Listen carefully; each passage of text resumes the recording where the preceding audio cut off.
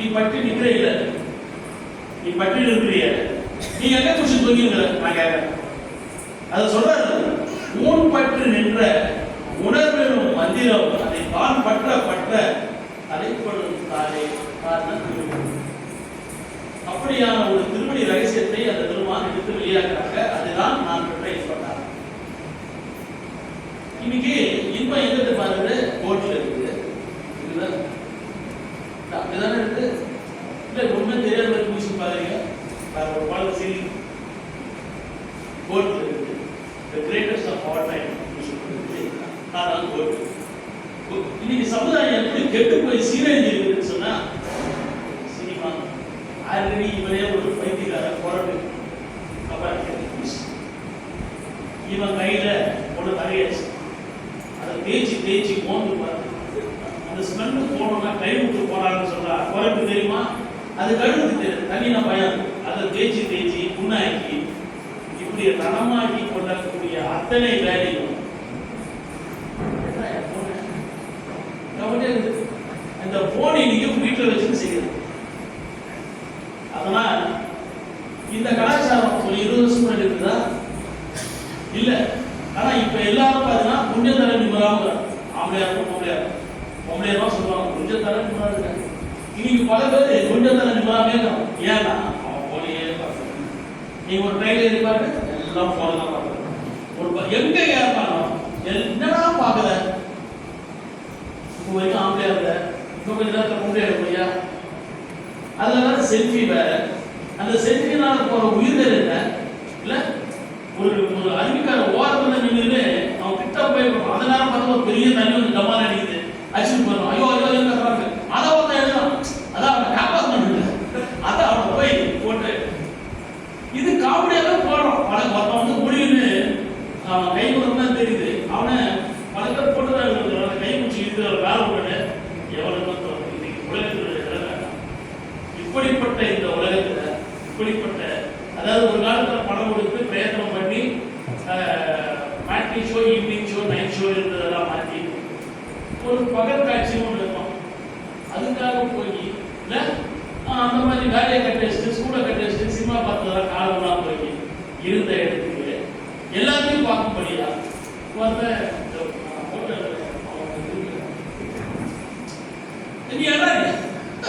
நீ எடுத்தா என்ன எடுக்காம போன. இன்னைக்கு இப்படியான ஒன்றுலாம் முடிஞ்சாச்சு. இது வரைக்கும் எந்த தீர்க்கதரிசி இதை சொல்லவே இல்லை. சொல்லியிருந்தா அவங்க என்னென்ன காரியத்துக்கு இருப்பாங்களோ அதுவும் தெரியல. அப்படிப்பட்ட ஒரு பயங்கரமானது நம்ம கைகளில வெங்காயம் அறியறதுக்காக கொடுக்கப்பட்ட கத்திய உன் கருத்தை அறுத்துக்கிற வேலையை நல்லாவே செஞ்சுக்கிட்டு. ஒரு காலத்துல போட்டோ எடுக்கிறதா நான் கூட கேட்டேன், காலையில் கூட எல்லாம் அந்த கேமரா வச்சுருப்போம், கேமரா இருக்கு நம்ம வீட்டில் இல்ல, அதை வச்சுட்டு தான் மகதீஷ் பண்ணணும். இன்னைக்கு அது தேவையில்லை. உனக்கு என்ன வேணும் அவ்வளவும் இந்த போனுக்குள்ள கொண்டாந்துச்சு. டெக்னாலஜி அப்படிதான் இருக்கு. ஆனா டெக்னாலஜியை தப்பா யூஸ் பண்றதுக்கான எல்லா வேலையும் நாம் நடக்கும். இது ஒரு உதாரணம்.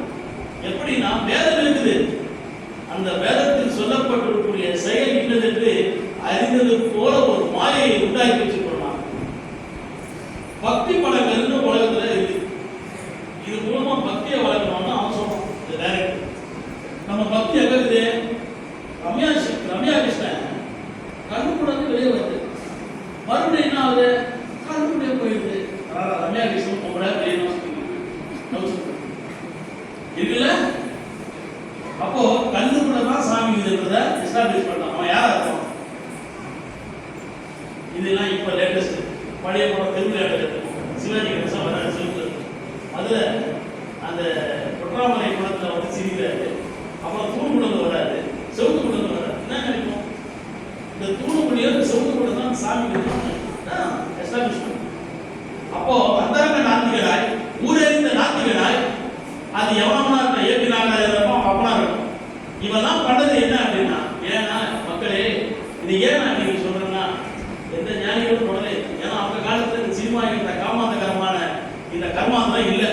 இன்றைக்கு இதுதான் எளிய வழி, உன்னை ஆடுறதுக்கான எளிய வழி அப்படின்னாலே வெற்றி கழகம் ஒன்று தொடங்கி அதற்குள்ளவும் ஆலப்பானம் தமிழ்ன்றதை அவன் நிறுத்தி யார் ஆள போறது? அப்போ இவங்க இப்படிதான் இதை திருந்த நீ இவங்க ஓட்டு போட அவங்க ஓட்டு போடாதுன்னு சொல்றதுல நான் வரல. இந்த உலகத்தை சீரழிப்பதற்கு இவங்க எல்லாம் முடிவு பண்ணிருக்காங்க. அதை செய்வாங்க அவங்க நல்லாவே. ஆனால் நமக்கு அறிவு இருக்குது.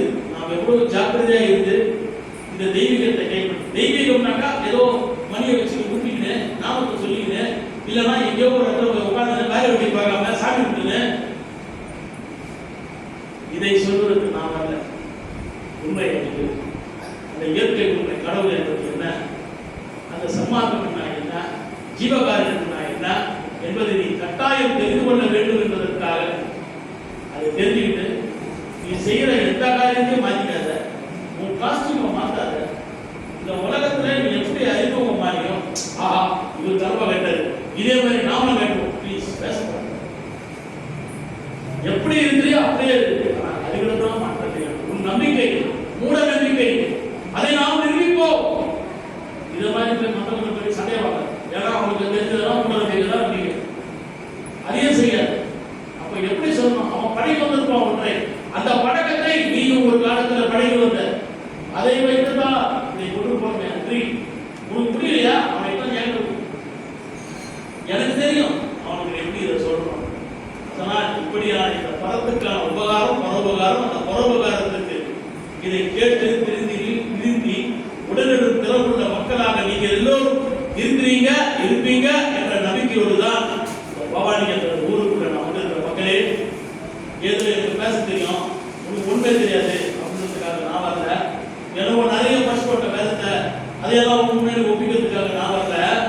நான் எதுக்கு வந்தேன் அப்படின்னா, உன்னை உனக்குள் இருக்குது அதை அறிமுகம் செய்து வைத்து அந்த நேசமான பொருளை இல்லது என்று நேசிக்க வைத்து அதன் மீது உன் அன்பு சாய வைத்து அந்த அன்புடைய ரகசியத்தை அறிவிப்பதற்காகத்தான் நான் வந்தேன். ஏனென்றால் எது இல்லறம் எது தர்மம் அப்படின்னா அன்பும் அறனும் உடைத்தாயின் இருவாழ்க்கை பண்பும் பயனும். நீ எல்லாம் ஊர்ல ரோட்ல வாழ்ற எல்லாருமே இங்க ஊர்ல வேற இருக்கீங்களா? எல்லாருக்கும் ஒரு விலாசம் இருக்குது. ஆனா இந்த உடம்புக்குள்ள போக்குவரத்தாக இருப்பதற்கு ஒரு வழி இருக்குது, அதற்கு ஒரு இடம் இருக்குது. அந்த இல்லே கோவில் இரவில் இருக்கும் இடம், அந்த இடத்தை தெரிந்து அங்கு சென்று வணங்குவதற்கு இந்த உடம்புல அதற்கான அடையாளம் இருக்குது. அது இன்னது என்று தொட்டு காட்டி ஆக்கி வைக்கிறார். இங்க இருக்கக்கூடிய இந்த மக்கள் இவங்க எத்தனை வருஷமா? 2 வருஷம் ஒரு 3-4 வருஷத்துக்கு முன்னாடி இவங்கெல்லாம் எடுத்துட்டாங்க. அருட்பெரும் ஜோதி அருட்பெரும் ஜோதி தனிப்பெரும் கருணை அருட்பெரும் ஜோதி நல்லா ராகமா இழுத்து பாடியாச்சு. அப்புறம் அவர் பாடின பாட்டெல்லாம் அப்பா நான் வேண்டுதல் கேட்டருள் புரிதல் வேண்டும். பூபாலத்துல நல்ல ராகமா மலையூர் சதாசி அவரை கேட்டீங்கன்னா அப்படிதான் பாருங்க. சரி கேட்டவங்க பக்தி இருக்கும். கேட்டவங்க அவங்க என்ன பண்ணுவோம் வேற என்ன நான் இருந்தேன். நீ வந்து எப்படி ஏன்னா தெரியாதவர்கள் எத்தனை ராக அடாவுடையோடு வாழ்ந்தாலும் தியாகராஜனை போகிறாங்க.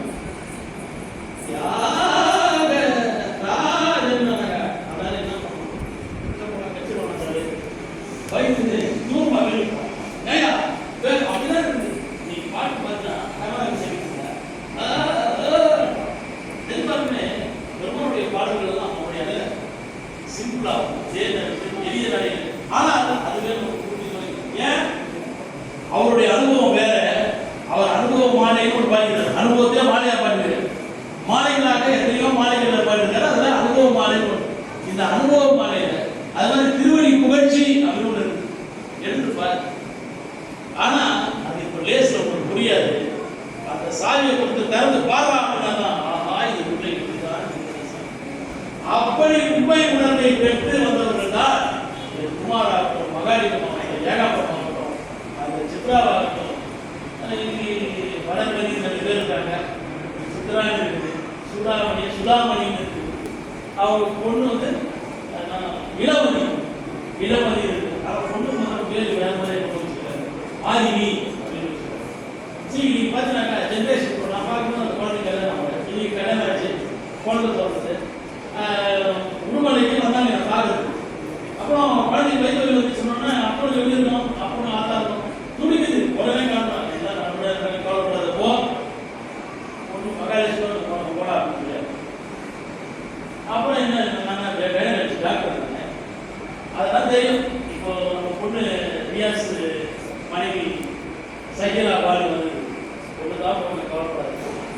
இது சயின்ஸ்.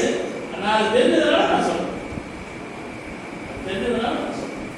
அவ்வளவுதான். அதே போல அந்த உண்மை அறிவை பெற்றேன்னு சொன்னா இந்த பெரியோர்கள் நாதாந்த திறவுகோலை நீ பெற்றால் இது சுலபமா இதெல்லாம் நீ ஈஸியா தெரிஞ்சுக்கலாம். இல்லைன்னா நமக்கு படிச்சாலே போதும். இன்னைக்கு பகவத்கீதையை எடுத்தீங்கன்னா முன்னாடி கீதா பிரஸ் டெல்லியில் இருக்கிறவங்க அதை பிரிண்ட் பண்ணி போயிடும்.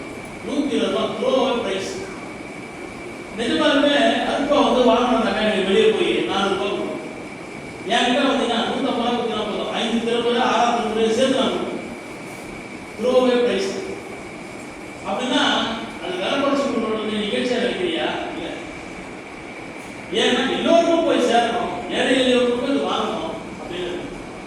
மக்களே நல்லா தொட்டு நெஞ்சு சொல்லுங்க. நான் சின்ன வயசுனா 18-20 வயசு டீனேஜ் போது நம்ம வீட்டில் வேலை சொல்ல நேரம் இருந்தா கல்கி, மூலம், ஆனந்த, தினத்தந்தி, தினமணி இப்படியான வேலைகள் தான் இருக்கிறது. தவிர இதெல்லாம் வேலைகள் சொல்லாமல் எழுதி வைத்த பொய்க்கதை படிப்போர் போக்குவழி நீக்குவோம் என்பதுதான் தொடர்கதைகளாக இந்த சாண்டிலம் கடற்புறா பார்த்துக்கிறாங்க.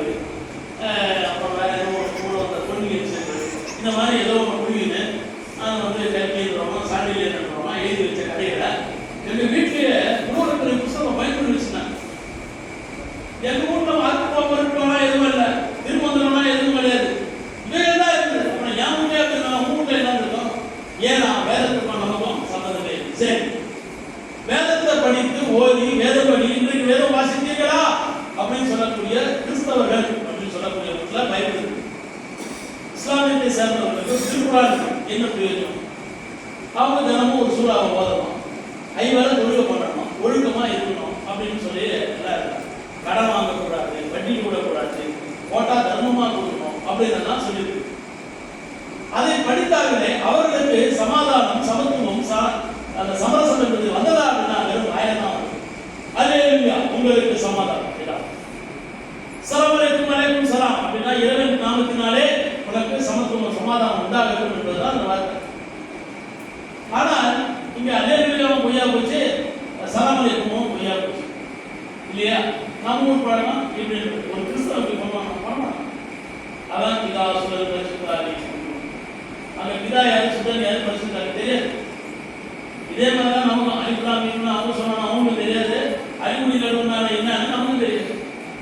அப்போ சைவம் வாயிலாம் வயதுல இருக்கிறாங்க வைஷ்ணவம்னு சொல்லி இந்த செயலுடைய தான் சைவம், இந்த செயலுடைய தான் வைணவம் என்று தெரியுதானாக்கா தெரியலன்னு தான் சொல்லுவோம். இப்படி தெரியாம எவ்வளவு காலம் இருக்கலாம். அப்படியான இதை தெரிந்து கொள்ளக்கூடிய காலமாக வரும்போதுதான் இந்த ஆதிமார்க்க நீதியை கொண்டு இதன் மூலமாக ஒரு இயக்கத்தை உண்டாக்கி ஒரு மெம்பர்ஷிப் போட்டு அவங்க எல்லாம் ஆக்கி வச்சு அதுக்குள்ளே இப்படிலாம் இருக்கிற நீ இருந்தால் நீ பெற்ற ஞானத்தோடு இருந்து உன்னை காப்பாற்றும். நீ கொண்டிருக்கும் பக்தி விசுவாசம் எல்லாம் உன்னை காப்பாற்றக்கூடியதாக இருக்கும். அறிவு தெளிவோடு இருக்கும் வாழ்க்கையில ஒரே குழப்பமா இருக்கும். வியாபாரம் சிறக்குமா? சத்தியமா சிறக்காது.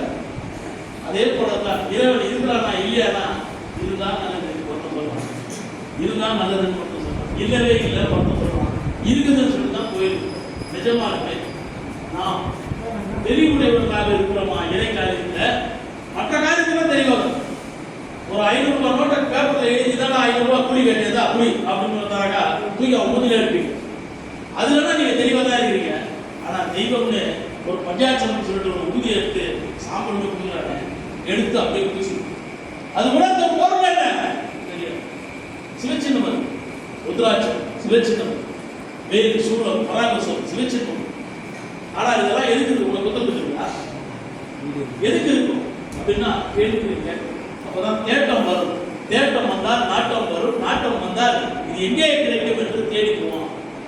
அதனாலதான் திரைக்கடல் ஓடியும் திரவியம் தேடி என்றும் அது மூர்த்தி தரம் தீர்த்த முறையாய் தொடங்கினோருக்கு ஒரு வார்த்தை சொல்ல சர்க்குருவும் வாய்ப்பும் பராபரமே என்றெல்லாம் சொல்லப்பட்ட ஒன்றே இன்றைக்கு நாம் என்ன பண்ணிருக்கோம்? நமக்கு தெரிஞ்சது போறோம், நமக்கு புரிஞ்சது போறோம், அருப்பா படிச்சாலே போடும். அருப்பெருஞ்சோதி அகவல 1569 கன்னிகளை ஒரே இரவில் தண்ணியில கொண்டு எழுதினாரு அப்படின்னு சொல்லப்படுது. அப்பதான் தண்ணியில் வச்சு எழுதுனா வால்பேட் பேனா இல்லையா, ஃபவுண்டன் பேனா கூட இல்லையா, பேனா இல்லாத காலம், முடிப்பு கடுப்பு இல்லாத காலம். அந்த காலத்துல அவரு தொட்டு இங்க தொட்டு எழுதினார். அந்த விளக்குல தண்ணி விளக்கு எண்ணெயை ஊற்றுறாங்க. இவர் என்ன பண்ணுறாரு, தண்ணி சொம்பு எடுத்து விளக்கு வச்சு எண்ணெய் வச்சு தண்ணி சொம்பு எடுத்து தண்ணியை ஊற்றிட்டாங்க. தண்ணியை ஊற்றினா விளக்கு எரியுமா அப்படின்னா இந்த மறைபொருளை தெரிந்து கொள்ள இங்கே தண்ணீரை விளக்கு எறியக்கூடிய மக்களாக இன்றைக்கு உங்களை எல்லாம் நாம் பார்த்து கொண்டோம். என்னடா பாருங்க, அதனால ஆமாம் சொல்றது பக்கத்தில் உட்காந்து சரி பக்கத்துக்கு வாங்க உட்காந்துக்கலாம். என்னடா என்னடா பத்தியா எத்தனை பேர் சாட்சி சொல்றாங்க, இவரெல்லாம் அதுதான் நான் இப்போ சொல்றது. உங்களையும் அந்த தண்ணியிலே விளக்கெரிக்கக்கூடிய ஒன்றை ஆக்கியிருக்கும் ஆண்டவன் ஒரு பாட்டு சொல்றாங்க. சுத்த ஜனத்தினாலே விளக்கேற்றி வெத்தி கதை விட்டு தாளும் விட்டு பத்தி இல்லாமனு பாராத வண்ணமாய் பார சாபம் விட்டவே பத்தி இல்லாதவனுக்கு சொல்ல. பத்தி உள்ளவனுக்கு தண்ணியில விளக்கெரிக்கிறதுனா அது எப்படி தெரியும்? இதுதான் தண்ணியில விளக்கெரிக்கிற ரகசியம் தான். புகையாத கடலாக சுடாத தீயாக இருப்பதாக அந்த பெருமானும் எடுத்து வெளியாக்கி வச்சிருக்கிறார். இன்றைக்கு அது நிஜமாகுகின்ற காலமாக இருக்குது என்று சொன்னால் வசந்த காலம் தான். அது ஏன் என் மக்கள் பெற்றுக்கொள்ள கூடாது?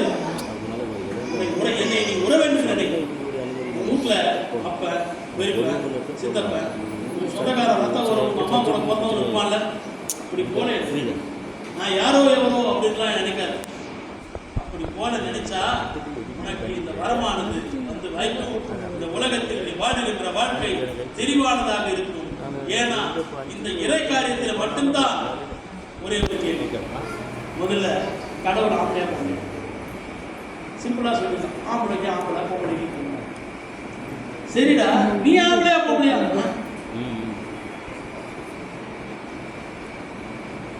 ஆன்மாவை வச்சு ஆம்பளையா பொம்பளையா? ஆம்பளைக்கு ஒரு ஆன்மா, பொம்பளைக்கு ஒரு ஆன்மா, ஆம்பளைக்கு ஒரு அறிவு, பொம்பளைக்கு ஒரு அறிவுன்னு இருக்குதா? அப்படிலாம் ஒன்றும் இல்லை இல்லையா? அப்போ பெண்ணுக்கு பெண் புத்தி, பின் புத்தினா பின்னாடிக்கிற புத்தி இல்லை, பின் புத்தி கூறா இருக்கும், குத்தம் இல்லையா? அப்படின்னும் போது மாதர் தம்மை மடமை செய்யும் அந்த இழிவை கொடுத்து கொண்டாண்டார். மாதராய் பிறக்க நல்ல மாதவம் செய்திட வேண்டுமம்மா அப்படின்னு சொல்றாங்க அவைப்பிரட்டு. ஏன்னா சும்மா இல்லை, அது பொம்பளை அதனால சொல்லிடணும். இன்றைக்கு தாய் இல்லாமல் ஒரு வீட்டை நினைக்க முடியுமா? தாய் அவசியம்தான். ஆனால் தாயும் ஆனவன் உச்சிப்பிள்ளர் கோயில் கீழே இருக்கிற இடத்துல அங்க இருக்க சாமி பேரு சிவபெருமன் கோயிலுக்கு பேரு தாயும் ஆனவன். எப்படி ஆனாரு? சரி, இதே தாயுமானவர் சீர்காழியில இல்ல சட்டநாதன் ஒருத்தர் இருக்கிறாரு. அங்க போனா பிரசாதம் என்ன தெரியுமா? பால் தான் கொடுக்கும், பால் தான் கொடுக்கும். ஏன்னா அங்கு ஞானப்பாலை வந்து அருந்தினவர் யாரு? ஞான சம்பந்தர். அந்த ஞானப்பாலை உண்டாரு. சரி, உங்களுக்கு கட்சிதான். ஞான சம்பந்தர் என்ன பண்ணாரோ அவருக்கு கட்சிது. உனக்கு ஏன் கிடைக்கும்? நீ போய் சீர்காழி போ, உனக்கு அவன் கொடுப்பான் பால். அந்த தண்ணி பாலை குடிச்சுட்டு உனக்கு ஏதாவது அறிவு வருமா? வயிறு தான் கேட்கும். பால் அதிகமாக குடிச்சுன்னா வயிறு கட்டும் அப்படின்னு போகுது. அப்போ வாங்கியது ஞானப்பாலா இல்லை, அறிவு விளக்கம் தரணும். நமக்குள்ள இருக்கிற அறிவு விளங்க வேண்டும். அறிவு விளக்கம். அப்போ அந்த அறிவு விளக்கத்திற்கான அத்தனை ரகசியங்கள் தான் திருச்சிற்றம்பலம்னு முதல்ல எழுதி சிவமயம் திருச்சிற்றம்பலம் அருட்பெரும் ஜோதி அப்படின்னு அவர் எழுதி வச்சார். அந்த ஊ போடுறதுல நீயும் போட்டுக்க ஊ அப்படின்னா நீ உணர்த்தும் பொருள். வியாபாரம் செய்யறது என்ன பண்ணுவான்? ஊ போட்டு கீழே என்ன போடுவான்? சிவமயம் போடுவான், லாபமும் போடுவான். லாபமும் போடுவோம். நஷ்டம் வந்து வராமல் இருந்தா லாபத்தில் வரதான் செய்யுது. அப்போ சிவமயம்னு எந்த காலத்துல இருந்து எழுதுறாங்க? சிவமயம் இங்க இருக்குதா? சிவமயம் சிவமயம்னா அங்கிருந்தபடி எங்கும் பிரகாசமா இருக்கிறோமே. எங்கேயா அந்த சிவமயம்? நாங்க இருக்கணும் இல்ல? தெரியாது. அப்போ சிவமயம்னா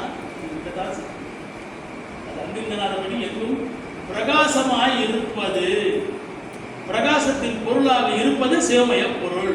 அதுவே திருச்சிற்றம்பலம் பொருள். இதை வச்சுதான் ஜோதி எழுதியிருக்காங்க. அது 7 திரைகளால் மூடப்பட்டிருக்குது. அந்த அஞ்ஞான திரைகள், அந்த பச்சை திரை, கருப்பு திரை, நீலத்திரை என்று சிவப்பு திரைன்னு 7 திரையை விலக்கி அந்த 7வது 8வது நிலையில் இருக்கக்கூடிய இறைவனை அறிய வைக்கும்படியாக இருப்பது தான் பிரத்யட்சத்துல. இன்னும் பிரம்மாண்டமா 7 மலை தாண்டி 8வது நிலை. திருப்பதிக்கு போயிட்டு வந்துருப்பீங்கல்ல, 7 மலை இருந்தாலும் பார்த்தேன். அவருக்கு வெங்கடேச பெருமாள்னு பேர். பெருமாள்னு பேர். பெருமாள் தான் என்ன? அதான் என் பெருமாள். மாறுதல் பெருமாறுதல், சாவரும் முன் சாகப்படைகிற ரகசியம். இப்படி இந்த தமிழில் நமக்கு பரிச்சயம் இல்லாத, புழக்கத்தில் இல்லாத வார்த்தைகள் வேதத்திலே இருக்குது. இது எங்கே இருக்கும், எப்படி இருக்கும் என்று கேள்வி எழுமா, அதை விட்டுட்டு நமக்கு சிவபுராணம் படிக்கணும். நமச்சிவாயம் வாழ்க நாதன் தாள் வாழ்க. சரி, ஒரு குழந்தை நல்லா அப்படின்னு ஒரு பெரியவங்க சொல்றாங்க, கரெக்டு. இறைவனையே வாழ்கன்னு ஒருத்தர் சொல்றாருன்னா அவர் இறைவனோட பெரிய மனுஷன் தானே.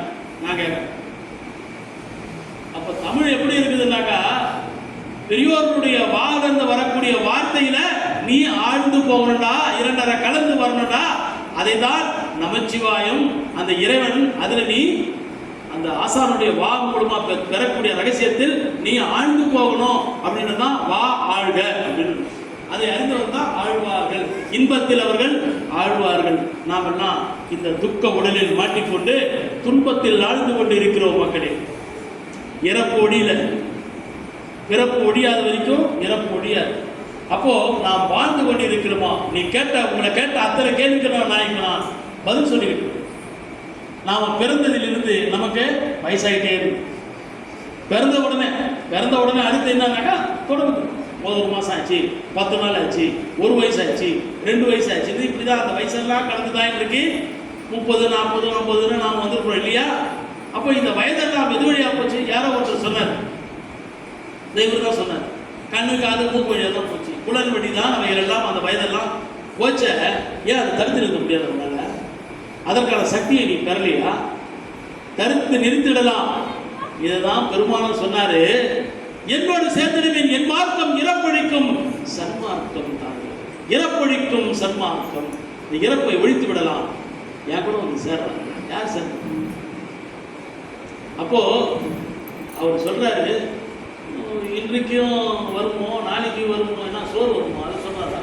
இன்று வருமோ நாளைக்கே வருமோ மற்றும் என்று வருமோ அரியன் போவே. குன்றுமன வெம்மாயை கடந்து வெளிக்குள் வெளிகடந்து சும்மா இருக்க சுகம். இப்ப எல்லாம் சும்மா தானே இருக்கீங்க. சும்மா இருந்தா சுகம் வருமா? வேலை செய்யாம நாங்கெல்லாம் 3 மாசம் வீட்டுக்குள்ளேயே சும்மா தான் உட்காந்து முடிஞ்சுதா? கொரோனா நேரத்தில் வீட்டில் உட்காந்தாங்க இல்லை? அப்போதானே நாம யாரும் நல்லாவே தெரிஞ்சுது இல்லை? கதவு திறந்து விட்டோம்னா பறா கூட்டில் திறந்து பறந்து போகாது. அது மாதிரி திபுதிபுன்னு ஓடி போய் ப்ளீச்சிங் பவுடர்லாம் நிறைய வாங்கி வந்தோம் துண்டுறதுக்கு இல்லை? அண்ணாச்சி கடை திறந்தா போதும், கடையெல்லாம் காலி. கடை எல்லாம் வாங்கிட்டு வீட்டுக்குள்ள விட்டது டைம்குள்ளே வந்துடணும். இப்படி ஒரு பயங்கரத்தை சந்தித்த ஒரு சந்ததி தானே நாம் எல்லாம். இதை எதுன்னு சொல்லிட்டுருக்கியா? அப்போ சும்மா இருப்பதுனா என்ன? சும்மா இருப்பதுனால் சாதாரண மனம் அடங்கி இருந்தா சும்மா உட்காந்தாலும் யோசிங்க. அது என் கையா தான் சொல்லுவாங்க, என்னடா கவலையே இல்லைன்னு கவலைப்படுங்க. கவலை எப்படி இருக்குதுன்னா, எனக்கு ஒன்று இல்லைங்க, எனக்கு என்ன கவலை அப்படின்னு கவலையோடு சொல்லு. இந்த ரிட்டர்ன் நடந்தெல்லாம் பாருங்க, அவங்களுக்கு இதான் கவலை. ஏன்? சும்மா இருப்பதுன்னா அது ஒரு மறைபொருளான வார்த்தை. இந்த சும்மா இருந்தால் சுகத்தினாடி தானே இருக்கிற. சும்மா இருந்தால் சுகம் பெறலான்னா அதை போய் யார் எத்தனை பேர் போய் கேட்டாங்க? இந்த பெருமாள் யாரும் கேட்கல. அப்படின் போது இந்த வயது வாழ்நாள் போக்குவதற்கான ஒரு தடை விதிக்கணும் அப்படின்னா எப்படி? இதுதான் பிரம்ம வித்தை இருக்கு. இதை நீயாத செய்ய முடியாது. ஆனால் ஒரு பெரியோர் இடத்துல ஒரு செகண்ட் தெரிஞ்சுக்கணும். அது அவர்களுக்கு போக்குவரத்தாக இருப்பதும் அது கைவந்த கடையாக இருப்பதும் அது நீயும் பெறலாம். அதை ஒரு பாதி தெரிஞ்சதுனால தான் என்னுடைய குமாராகட்டும், மகாலிங்கமாகட்டும், ஏகபாகமாகட்டும் அவங்கெல்லாம் இந்த மக்களை கட்டி காத்தி இப்படி தான் இருக்கணும், இது இவ்வளோ பெரிய விஷயம் அப்படின்னு. அப்போ இந்த வேதம் எப்படி உதவுதுனாக்கா, நீ வாழுகின்ற வாழ்க்கை நிஜம்தான், நீ நம்பிக்கொண்டிருப்பது நிஜம்தான் என்று சொல்லக்கூடியதாக இருப்பதுதான் அந்த அருட்பம். இந்த செயலை நீ பெறாத வரைக்கும், அதனால தான் அவர் ஒவ்வொரு வாட்டியும் அனுபவத்தால் அறிக, குருமுகமாய் அறிக அப்படின்னு அவர் சொல்லியிருக்கார். ஆனால் நமக்கு அந்த அருட்பெருஞ்சோதி யாகோட பசாலே போகுது. அருட்பெருஞ்சோதி யாகோட இவன் பல காலமாக அதை சொல்லிட்டு இருக்கோம், அதை பற்றி எக்ஸ்பிளேஷன்லாம் சொல்லிட்டு இருந்தோம். பரவாயில்லடா, இவ்வளோ நம்ம வாரம் சபை நடக்கும், அதில் சொல்லிட்டு இருக்கோம். ஏன் அருட்பெருஞ்சோதி ஆண்டவர் ஏதோ நம்ம தோன்பாடு தான் உட்காந்துக்கிறாரு அப்படின்னு நினைச்சோம். கடைசியில் அருட்பெரும் ஜோதியாக நீ ஆகாத வரைக்கும் அந்த அருட்பெரும் ஜோதியை உன்னால சொல்ல முடியாது. தப்பா நினைக்காதுங்க. எங்க ஆண்டவர் ஒரு கேள்வி கேட்டாங்க, இந்த சன்மார்க்கத்தை வந்து வருவாங்க தேடிக்கிட்டு, இவர் ஏதோ சன்மார்க்கம்னு சொல்றாரு, என்னன்னு தான் தெரிஞ்சுக்கலாம் அப்படின்னு சொல்லிட்டு வரவங்கிட்ட அவர் கேட்ட கேள்வி, முதல் கேள்வி என்னன்னா, அது அருட்பெரு ஜோதியா அல்லது அடுப்பெரிக்கும் ஜோதியா? சொல்லுங்க. அங்க அடுப்பு தானே எரியுது. பெருமான் ஏற்றி வச்ச அந்த அடுப்பை இன்ன வரைக்கும் நாங்கள் அணையாம பார்த்தோம். நல்லா சொன்ன கையெழுத்து மக்களுக்கு பசிப்பினி ஆக்கக்கூடிய ஒரு வேலையை நீங்க செய்வீங்க. சத்தியமா ஒரு நல்ல உலகத்துல ஒரு சிறந்த காரியம் பசிப்பினி ஆகிறது. குற்றம் என்றோ வேண்டாம் என்றோ நாம் சொல்லவில்லை. ஆனால் சும்மா உட்கார வச்சு ஒரு சோறு போட்டினா அங்கு சோம்பேறித்தனம் இருக்குமா அல்லது அறிவுக்கான அறிவை அறிவதற்கான வேலை? நீங்களே சொல்லுங்க. சோம்பேறி கூட்டம் தான் பெருசா இருக்கு. அங்க மணி அச்சா சோறு கரெக்டா 7:30 மணிக்கு நாஸ்தா வந்துடணும், கொண்டாடி மத்தியானம் 12 மணிக்கு கொண்டாடி தூக்கி வந்துடும், ராத்திரி 7:30 மணிக்கு கொண்டாடி. நான் ஒரு நாளுக்கு பார்த்தேன், அருமையா இருக்கு சோறு. சும்மா ஆட்டு கொண்ட செட்டியாருக்கு இன்ன வரைக்கும் அரிசியா செஞ்சாங்க. எல்லாரோட தான தர்மத்தினால நாங்கள் இருக்கக்கூடியவங்க அதை செஞ்சு கொடுத்துருக்கோம். இதை போட்டால் புண்ணியம் என்று தான் கேட்கிறோம். இப்போ இந்த பிரச்சனைக்கு வருவோம். கொள்ளான் குழால் மறுத்தானே எல்லா உயிரும் கை கொடுத்து சொல்லும். இதை நமக்குள்ள பிரசிடென்ட் இருக்காரா? இருக்காரு. வாங்க அவரை பார்க்க முதல்ல. இவர் தான் ஆம்னாவுடைய பிரசிடென்ட். நீங்க என்ன பிடிக்கிறீங்களே இல்லையோ இருந்தாலும் பிடிச்சிக்கணும். இவர் இந்த கொள்ளான் குழால் மறுத்தானே இவர் என்ன சொல்ல போறாரு? மைக் ஒன்றா இருக்கா? இந்த மைக் தான் உண்டு இருக்கா? நெட்டு இருக்குது, கம்ப்ளைண்ட் வருது, அவங்க தாங்க. சரியா?